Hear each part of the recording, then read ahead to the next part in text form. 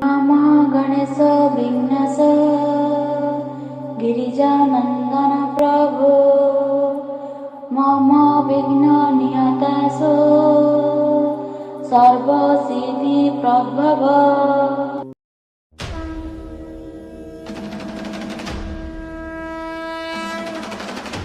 हे गणेश, हे दुख नाशन, हे गिरिजानंदन, मु आपण को नमस्कार करुछि। मोर भक्ति रे खुशी होई मो चलापथ सुगमित करे मते समस्त क्लेशरु दूरेई दियंतु।